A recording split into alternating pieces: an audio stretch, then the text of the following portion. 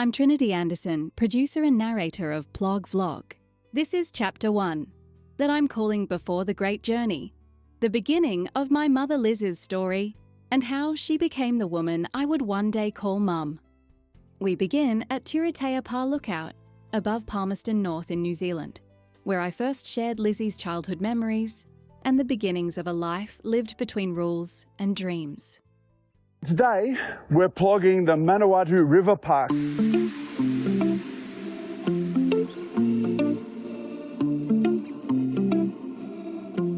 Unbelievable. Two right beside each other. Hi, I'm Trinity Anderson, the producer and narrator of Plog Vlog. I tell stories while David, my foster father, plogs the litter. The story I'm telling at the moment is my mother's story. Today, her story is about what happened when David left. Morning. I'll tell this story while we plog our way to the Turitea Lookout in Palmerston, North New Zealand. I brought two of Mum's old diaries with me on this trip. They're just those 48-page school exercise books, the kind that used to sit half scribbled in the bottom of my own school bag. I picked the one that looked the oldest. It's pale green and folded at the corners, and then I grabbed another at random. That second one is mostly filled with what looks like field notes and rough drafts of articles. C.S. Lewis Doodle on YouTube. Make C.S. Lewis easier to understand. But it ends with a few pages about Kathmandu in 1996. I already talked about that in the last video. Casey's restaurant, Dal Bhat, and a hangover that didn't belong to David. But this older one. It's the first time I've read anything from before she was known as Liz. In it, she's Lizzy, a 9-year-old Lebanese Australian girl who writes like she's older, and probably was, in all the ways that life forces some kids to grow up early. Her spelling's pretty good, and her grammar's better than mine was at that age. But there's a lot going on under the surface. We always jog upstairs, don't we, Trinity? Childhood adventures, frustration, and loneliness. Most of the book is filled with schoolwork, a half-written short story, bad doodles of what look like goats and a cat, a list of spelling words with corrections in red biro. Then, tucked in the back, 4 pages are covered in blue ink instead of pencil. This is where I filmed about the drownings that happened just down there. Lizzy's diary starts. Friday, 5th November, 1976. David wasn't at school again today. I waited at Roberts Park, but he didn't come. I walked past his house and the windows were dark. I think they moved. I don't know where. I can still smell his dad. I think he might still live there. Saturday, 6th November. Mum made me go to the shop with her. I said I didn't want to go, but she said too bad. I looked for David again as we passed his house. His father's bike was laying on the grass outside. Sunday, 7th November. I think he's gone. I don't have any other friends. I don't want to talk Lebanese and the other Skippy kids hate me. I don't want to stay here. I want to run away. I reckon we do counterclockwise here, looking in here for rubbish. Can you see anything, Trinity? And then maybe we go over in those trees there. She was 9? 9 and already thinking about running away. She and David had been inseparable from what I've gathered. They'd play in the drains, climb trees, and sneak out at night. David said they even got chased by police one night. Some shop front had its windows blown out with a shotgun. And of course, they had to see it. They hid in the stormwater drains of Roberts Park to get away. Guess what? 4th dog poo bag of the day. 4 of them. Why not just walk your dog, right? Why wouldn't you just walk your dog, right? Follow me. Let's do this. Let's do that. I'm walking my dog, right? I'm walking my dog. Come on, Fido. Come on, Bruce. Come on, Betsy. Betsy, we're coming over here. Come on up in here. Come on, Betsy. We come up in here and we go, Betsy, come and do your crap in here. And then we don't bag it or anything. No one can even smell it or anything. Wouldn't that be a possible solution? Let's go through here. She wrote that they didn't talk much at school because kids teased them if they did. There's this one line. He says that I don't smell like Lebanese bread like the other Aussie boys say. I believe him, but Matthew said I'm gross. And then it just ends. So the urban eels are down there. She writes, David was my only friend. It's boring without him. Let's see what's up over the top of this hill. Even the drains are boring now. It's 2 weeks after David vanished. She didn't know that he and his mum had left his dad and were living in a caravan in his auntie's backyard. Something has been walking through this. See this track? Something. I reckon wabbits. Shh, I think we're hunting wabbits. Let's go this way. Very quietly, Trinity. It's hard to be quiet in numbers. Let's go this way. No one explained. He was just gone. I actually have the class photo from that year. David gave it to me. He pointed out his younger self in the back with shaggy white blonde hair and then shrugged and walked away. I asked him which one was my mum, and he just smiled and said, "That's your job to figure out." I've stared at that photo for hours, narrowing it down to the girls with dark hair and eyes. There are too many. One on the left, near the older teacher, looks angry. Or maybe she's the cheeky-looking girl at the front with her head tilted to one side.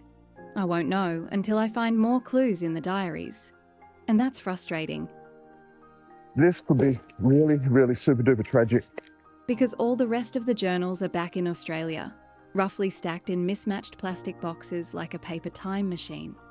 Thousands of pages, all scattered when I first found them, dumped all over the floor of Mum's Gold Coast apartment. And now I don't even know which one comes next. There's no numbering system. Just scribbles on covers and sometimes photos glued inside. I'd set this one aside because it looked so old. David said that his mum took him away because his dad had drunk them into poverty, lost his licence, and was on his way to losing his job as a garbage man.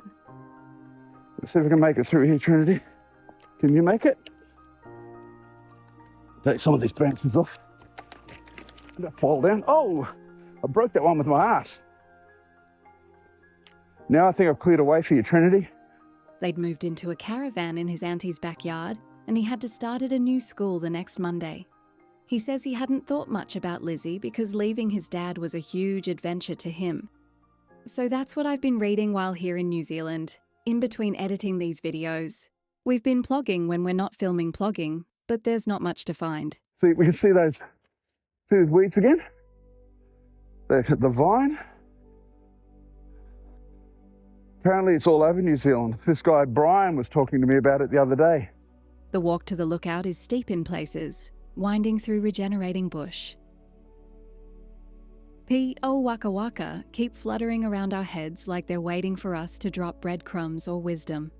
I'm not sure which. There's people down there, walking down towards the eels.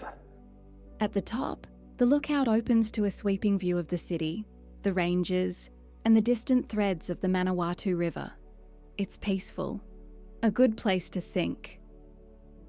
I wonder if my mum ever came up here, if she ever stood where I'm standing now and thought about who she used to be. I've been thinking about that a lot lately, how people change, how they don't. Look at this. Look at this. David says Mum wanted to be a journalist, that she kept trying and trying. Blackberry, I believe. Look at the spikes on that. It's the wrong time of year for me to get a feed, though. She'll come back here in spring. That part never changed. She was always writing, always observing, trying to make sense of things through ink. It's what I'm doing too, in a way, just with a camera and a microphone.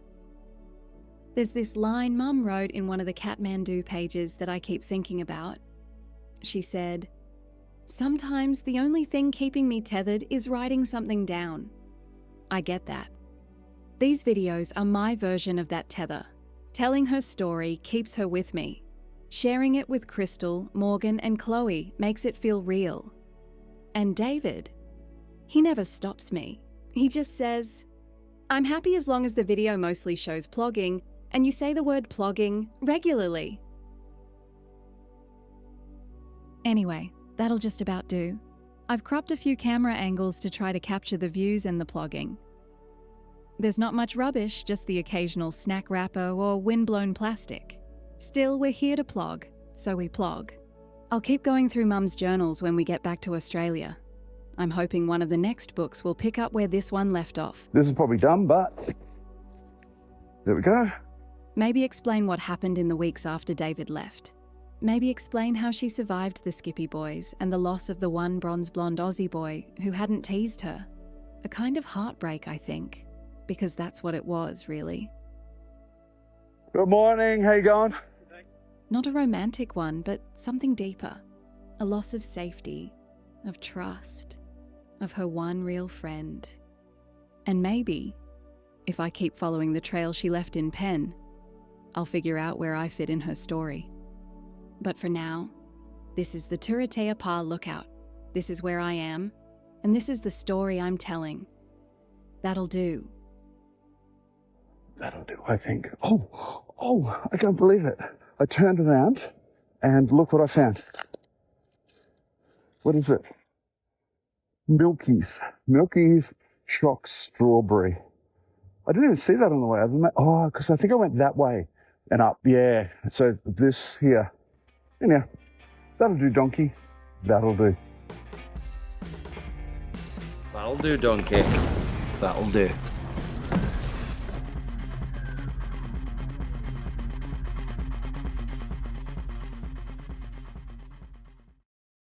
Lizzy grew up under her mother's strict rules and her punishments. At 16, she made a choice that changed everything. She ran away. That road took her to Matt, and my foster father and I to the Box Flat Memorial, where we told a story of disaster, and I began telling how Liz's own life turned a corner. I'm always worried that there's not going to be anything to film, but there always is. Trinity's cutting out all my voice. I won't publish my voice. Trinity can just narrate over the top.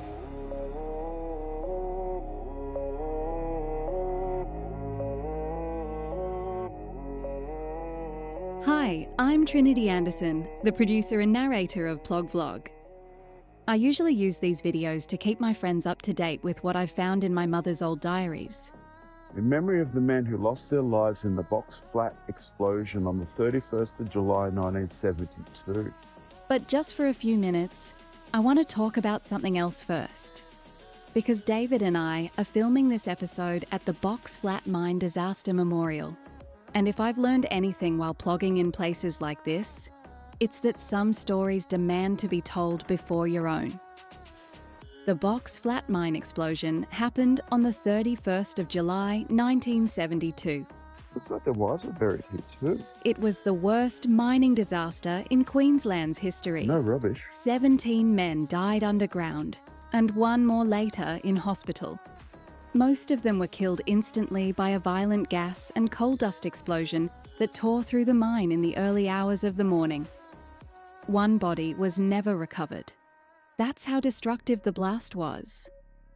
At the time, there were warnings, reports of spontaneous combustion down there. And still, men were sent in. Investigations would later point to management errors, inadequate sealing of fire areas, and just poor communication. But it doesn't really matter what they say now. What matters is that it happened, that it ended lives, that it devastated families, that it still leaves a mark on this land. The memorial here is quiet. No fanfare, no grand gestures. Just a stone slab etched with names and a plaque that doesn't pretend to explain the loss, just acknowledges it. The area is still surrounded by old rail lines and tangled bush, slowly overtaking what once was. Cut styrofoam. It's always styrofoam. Always styrofoam, Trinity. You wouldn't know unless you stopped. That's why we stopped. Lizzy and David were only just starting school when the Box Flat explosion happened. They would have just met, 2 kids in Greenacre in Sydney, barely 9 years old. That school photo from the last episode? It was probably taken around the same time.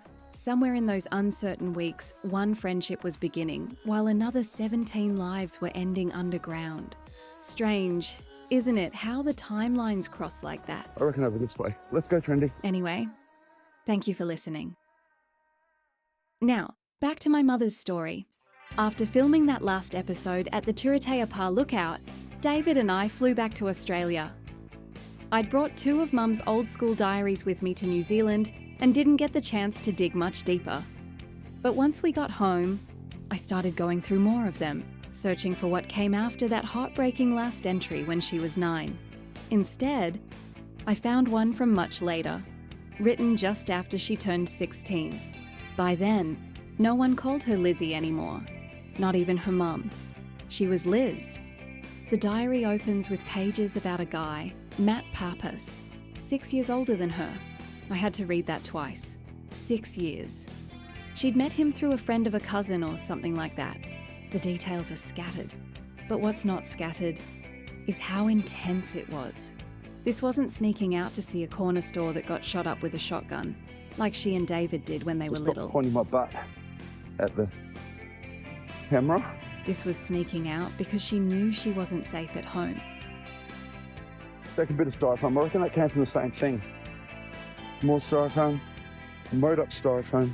And because she believed Matt might be a way out. There were prices to pay. The price of innocence and the price of security. No, it's rock. Her mum found out about Matt. And instead of talking to Liz about it, she called Liz's dad.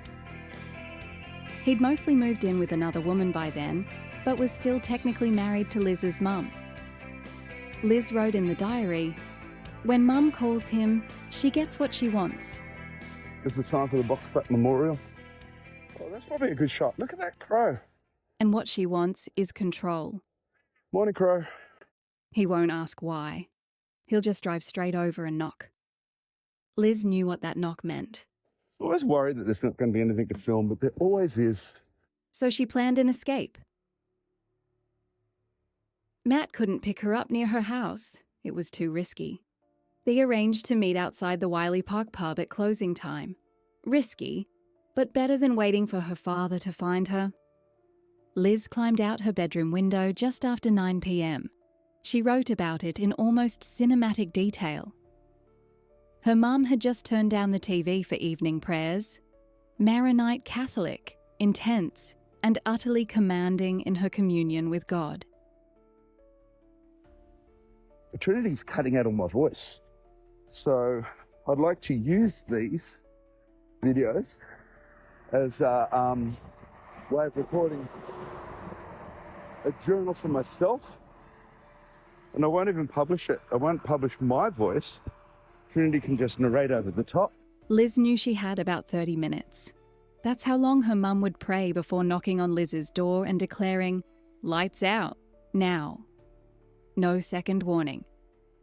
And if she didn't comply, the shib came next. The slipper. Liz wrote, "If I'm fast, it gets thrown. If I'm slow, it lands." She crept through Parry Park. It was cold, the skies clear, no one out. She called it a miracle of silence. She didn't even hear a dog bark. Then she waited.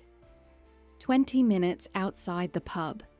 That's a long time when you're 16, running away, with the full force of your mother's rage already surging behind you in your mind. Liz kept imagining her mother flinging open her bedroom door, realizing the room was empty, and grabbing the phone. She imagined her father's car screeching into their street. Then Matt showed up. They didn't talk. They just ran to the car, a beaten-up Datsun 120Y parked in the gravel car park behind the pub. Liz saw someone as they dashed through the gate, a man struggling to unlock a chain from a bicycle. She wrote, "It took me a second to realize who it was. David's dad, too drunk to stand, still wearing his work boots. He looked at me, but I'm pretty sure that to him I was just a blur." That hit me harder than I expected. It's one thing to read about her escaping. It's another to picture her passing the father of the boy who once helped her feel safe. That contrast, it's haunting. They drove. She didn't say much about the first couple of hours, just that Matt kept glancing at her but said nothing. She stared out the window, heart thumping, expecting blue and red lights at every petrol station. They made it to Port Macquarie that night, pulled into a quiet car park near the foreshore. Matt fell asleep in the back seat, and Liz sat up front, writing. Her diary glows with tension and adrenaline and disbelief. She wrote, "I'm here. I made it out. I don't know what comes next, but I'm not going back." That was the end of that entry, the end of that diary. I don't know how long they stayed in Port Macquarie. I haven't found the next diary yet. I'm sorting through them, trying to find an order, but the notes and drafted articles between the diary entries make it really hard. And I've got my own study and full-time work eating up time. Thousands of pages. No numbering. No system. Just scribbles and ink and emotion. I flick through for where she's written dates. But I'll find order eventually. I'll keep tracing her steps. I'll need David's help. A bit of styrofoam. But he usually leaves me to struggle until I'm stumped. Struggle is part of the answer to the riddle of steel, he says. Getting up before dawn to visit places like this is too, I think. And that's what I wanted to share today. A place where lives were lost. And a story where one life tried to break free. I reckon I'm going to get an awesome sunrise shot as soon as I look up. There we go. Here comes the sun with styrofoam. It's all right. Well, it's not really.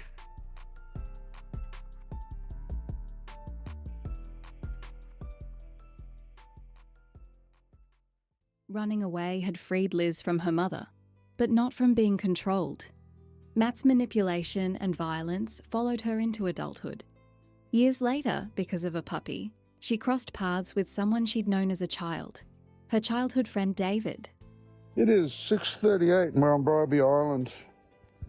And today, after I get my beard out and tie this up, we're plogging the Aquarium ruins at Red Beach.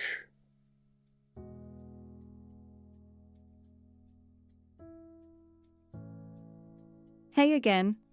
I'm Trinity Anderson, and if you've been following Plog Vlog, you already know I'm usually here to tell stories while David picks up rubbish. Today, I'll tell you a bit about this ruin before giving some updates about where I am with uncovering Mum's story. We're plogging the ruins of the Bribie Island Aquarium, tucked just off Red Beach Road in Bongaree, on Bribie Island in Queensland, Australia. Most people don't even know it's here, just crumbling concrete shapes, half swallowed by bush and time. But back in 1962, this was someone's dream. The aquarium was started by Keith Inglis and Bill Stewart, two men with a big idea, to create a marine exhibit that wasn't sterile or synthetic, but built on natural systems. They had 6 tanks, each holding 300 gallons, fed by seawater and filled with local marine life.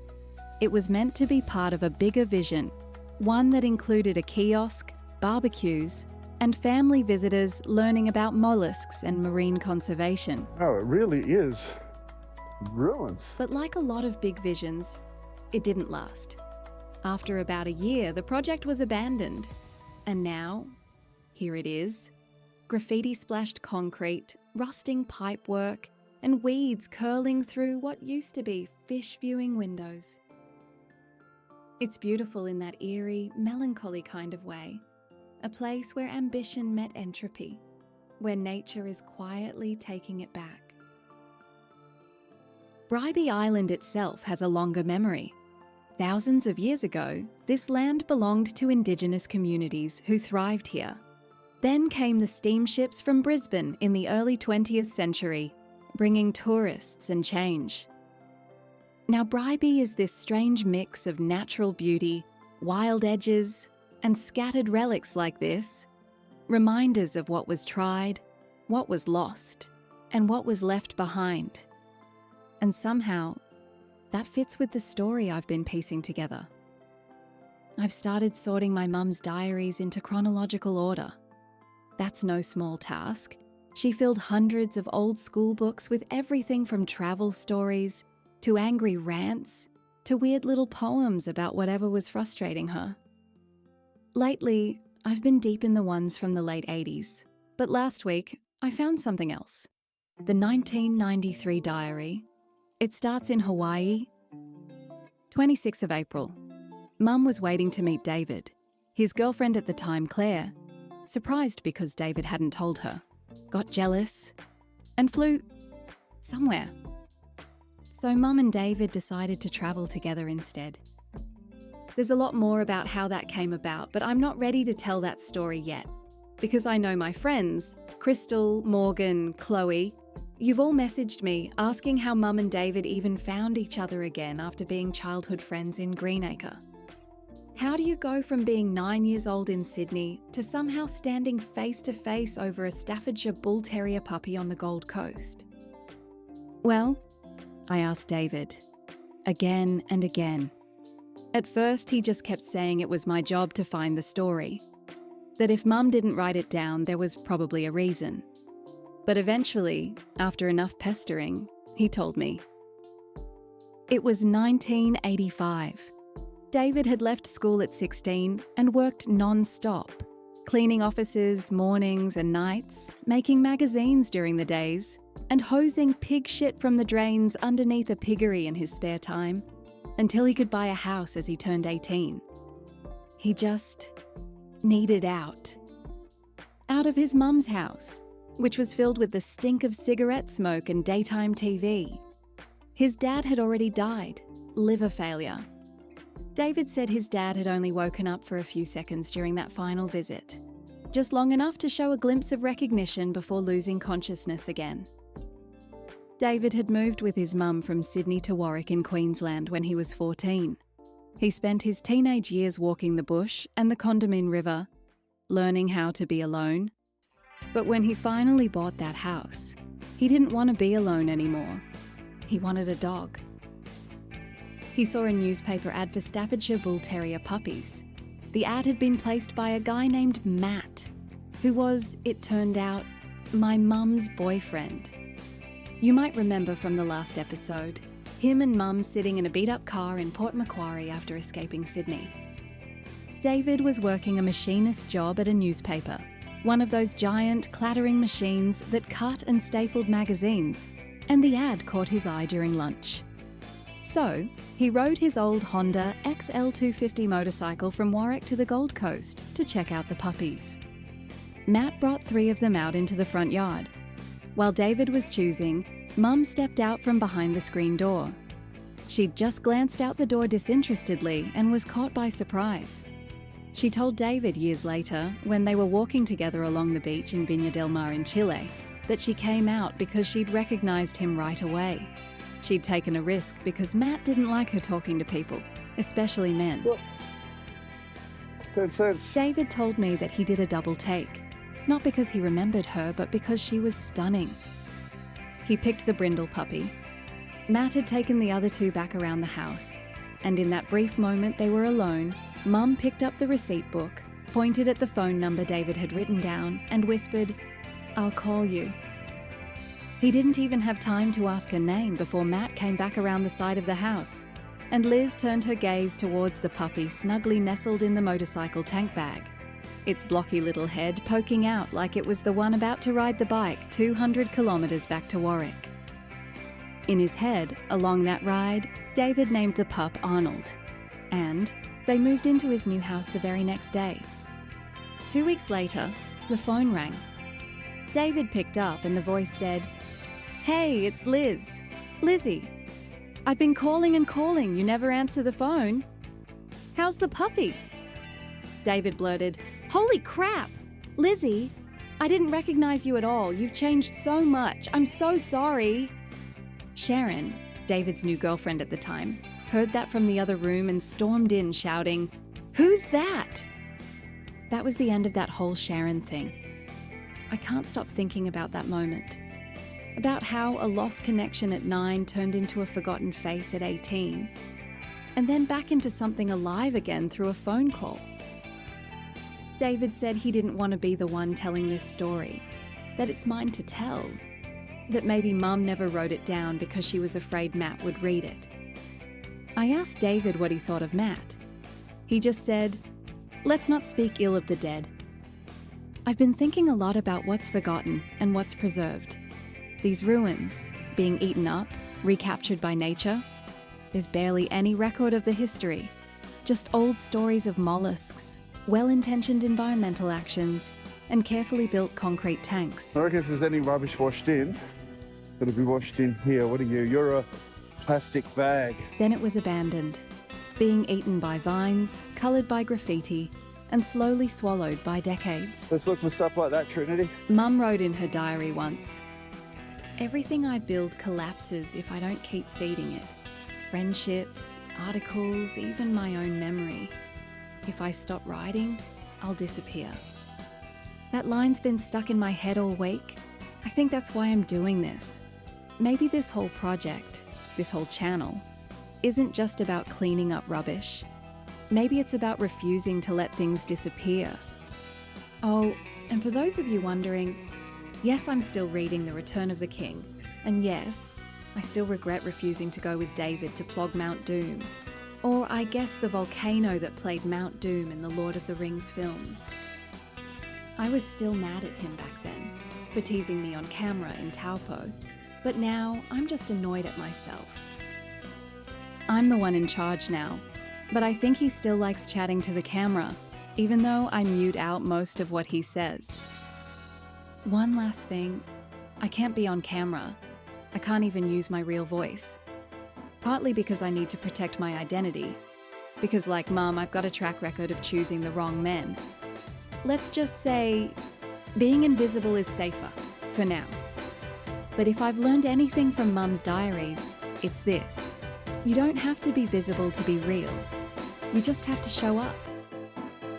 Thanks for showing up today. See you in the next one.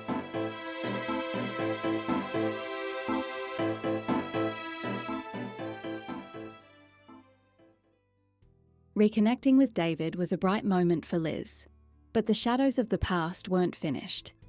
Matt's story ended suddenly, a shotgun in a car park, and Liz's first real freedom began. People live here for peace and quiet. Hey, buddy.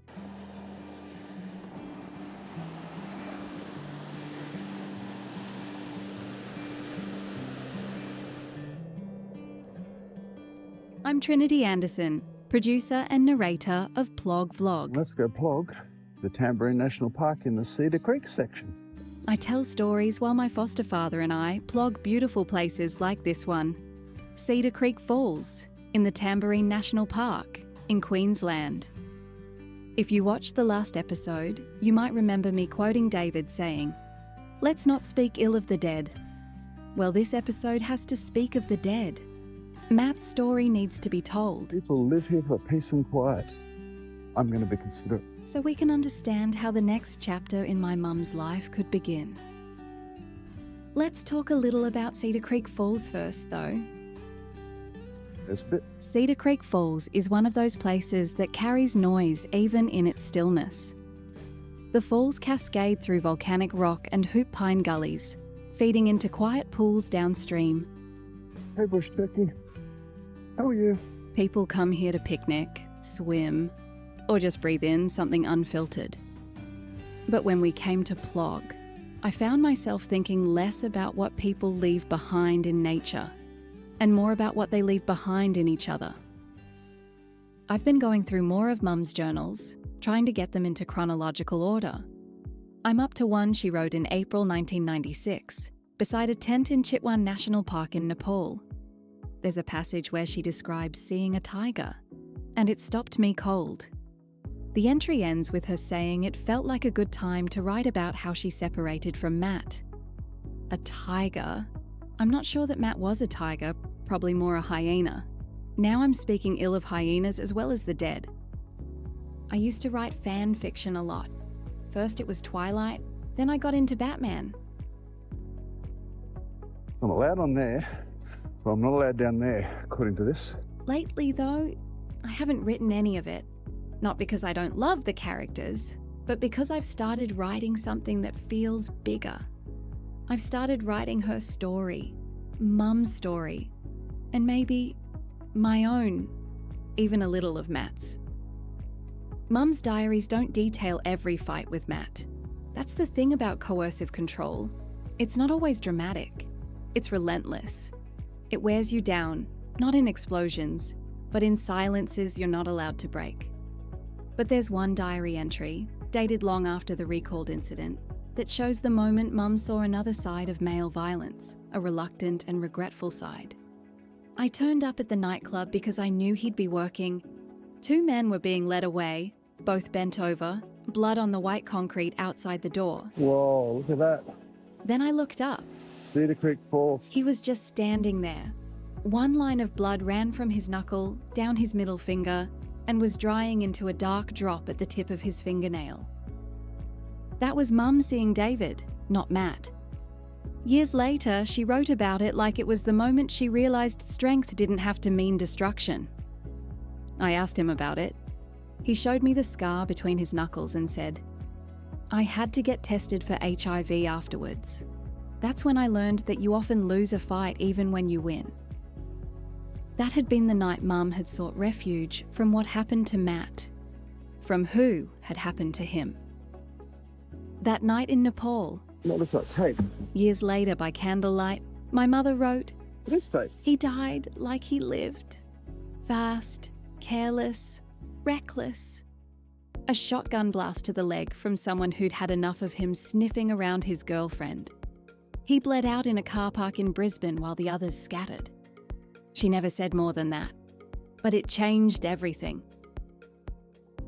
David had been writing something that night in Nepal too. Still got me, Trinity? There was a photo of him in Mum's diary, pen in hand and glistening with insect repellent.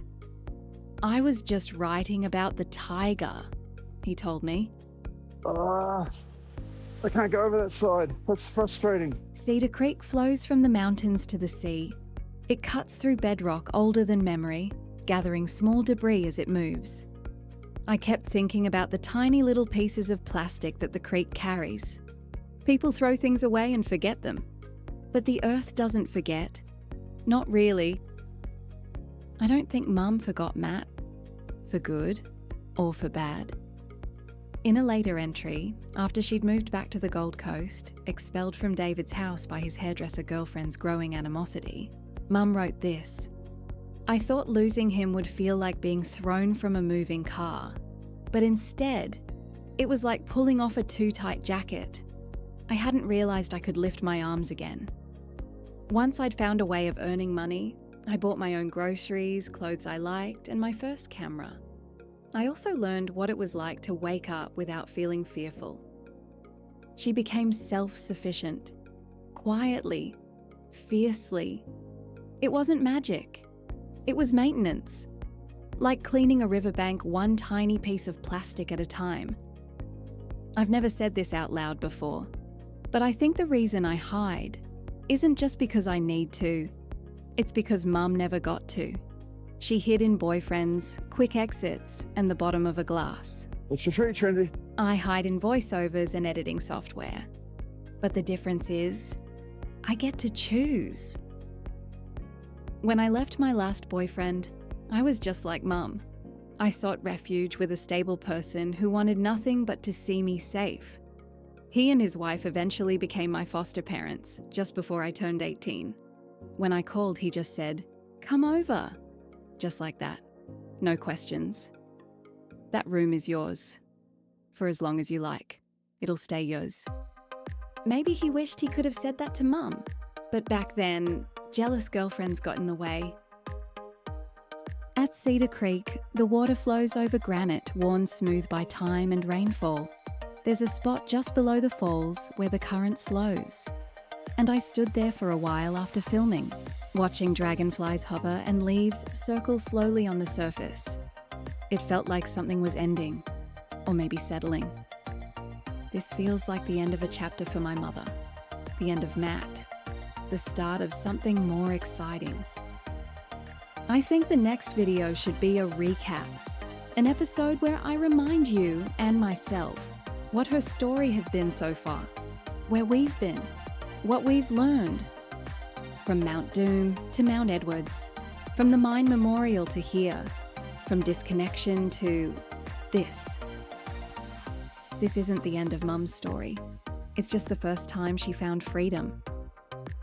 And maybe the first time I have too. There's gotta be rubbish. It's gonna be around here, I reckon.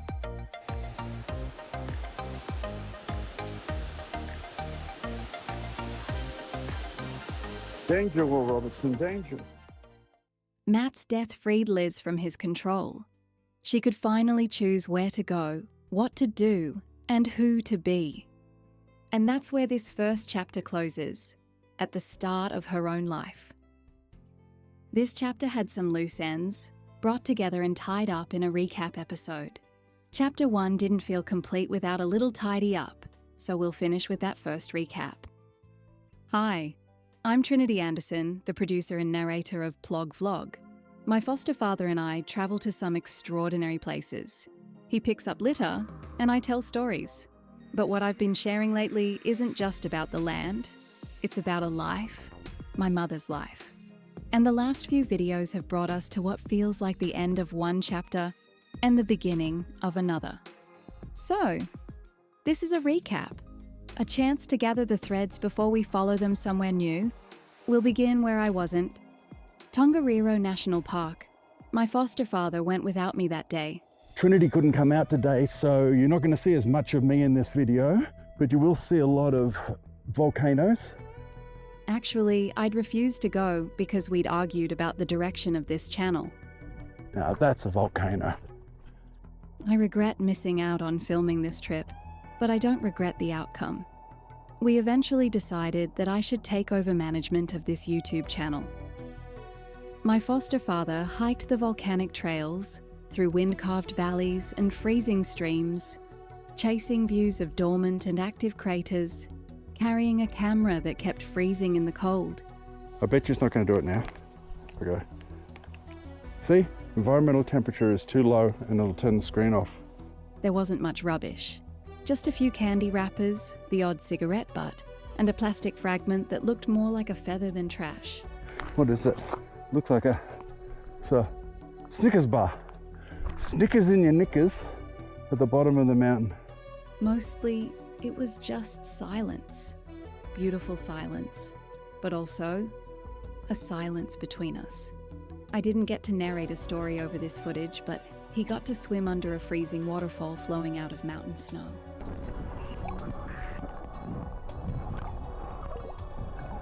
Man, that is cold! So cold! From the peaks of Tongariro in New Zealand, we returned to suburbia, Bribie, Queensland. The next Saturday, we walked familiar footpaths near home. While the footage isn't as scenic, that episode marked something else. My arrival. My voice. That's where I first narrated a Plog vlog. It was sarcastic, rough around the edges. I was just filling in. Or so I thought. But I still remember what hit me that day. The way litter fills the spaces you don't walk through often. The places you pass but don't enter. 10 days away in New Zealand, and Bribie looked like it had surrendered to litter. That realization stayed with me. Maybe that's when I knew I wasn't just holding the camera anymore. I was watching closely. From the streets of Bribie to the waters of Mugara Dam. That's where I officially took over. Today we're plugging Lake Mugara. The shift wasn't just about editing. It was about voice, mine. Mugara, with its ghost stories, drought scars, and submerged fence posts, felt like the right place to make that shift. A bit of overflow. I said I'd be narrating from now on, and I meant it. My foster father, he'd just keep plogging and serving as a convenient place to mount cameras. That part wouldn't change. But the tone did. We talked about hidden costs, like the labourer lost in a flood during the dam's construction, about how water can drown stories just as easily as it sustains life. That day we climbed Mount Edwards, once part of a volcanic caldera, the bones of the earth exposed. And someone had left a plastic spoon near the summit. I remember thinking, how far must you climb to forget your rubbish? And how far must you climb to understand someone else's? From that height, we moved to a place haunted by a different kind of memory, Spicer's Gap and the Governor's Chair Lookout. It was there I told more of my story, how I came to live with my foster parents, how I started filming, and how, somewhere along the way, I stopped vanishing. Spicer's Gap is etched with convict labour, cut stone channels still draining after centuries, built by men who never had a choice.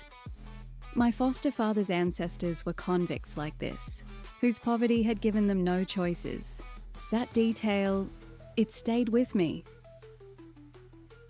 I found a towel. I think this might be rubbish. Legacy isn't always noble. Sometimes it's just grit or punishment, but it lingers. I'm calling this an oasis. How you doing? Pretty good, mate.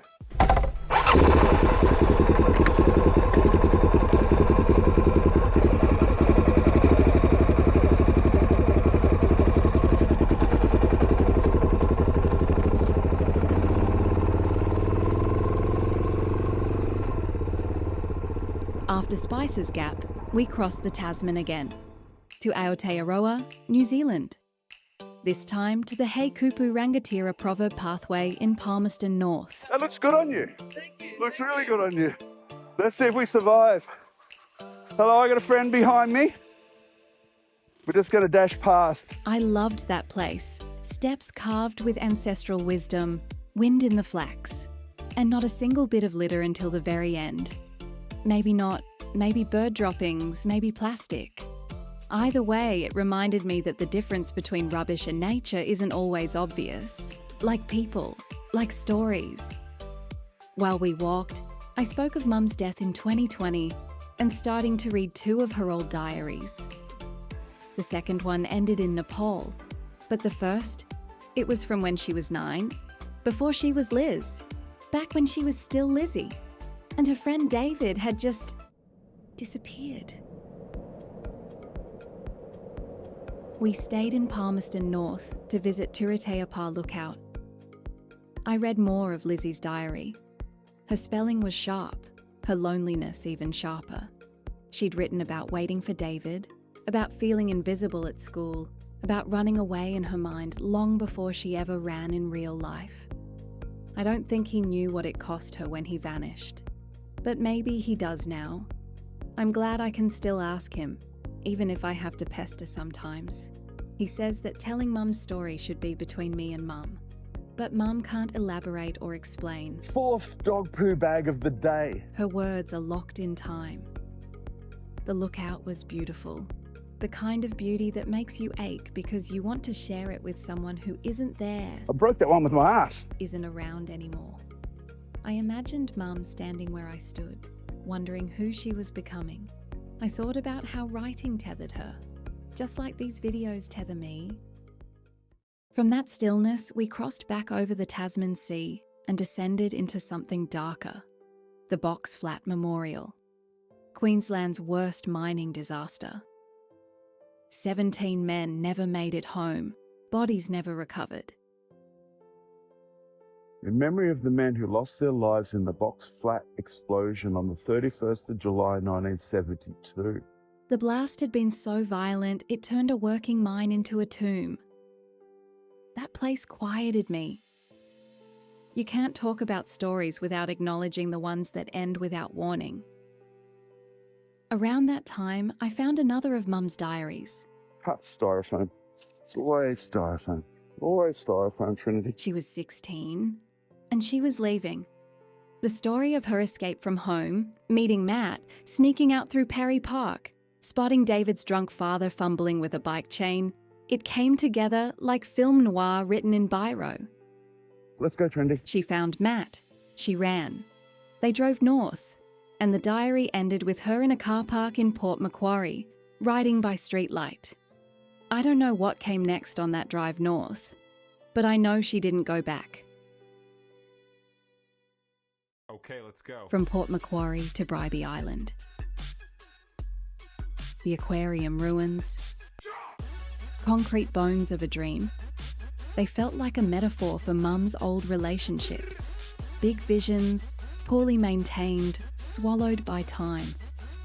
That's the episode where I finally got the full story Oh, it really is ruins. of how she and David found each other again. The staffy puppy, the whispered phone number, the phone call 2 weeks later, the jealous girlfriend. Apparently, the first of many. I think about that serendipitous moment a lot, how close stories come to vanishing entirely, and how they're sometimes rescued at the last possible second by the rolls of many unseen dice. Then, Cedar Creek Falls, our most recent episode. I see you, you little shit. The water flows clear and hard over volcanic rock, eroding memories older than humanity. That was the first time I talked about how Matt died, about the shotgun blast in a Brisbane car park, about the shift that followed. It wasn't a story Mum wrote about much, just a short entry in a diary in Nepal. He died like he lived, fast, careless, reckless. The rest, silence. But from that silence came something new. Her liberated new pen wrote about seeking refuge in a country town with David, returning to the Gold Coast, buying her own groceries, choosing her own clothes, taking her first photographs. That's when she started building a life that didn't depend on someone else's chaos. It took a long time for me to understand that strength doesn't always arrive in a moment. Sometimes it creeps in, like light through a broken curtain.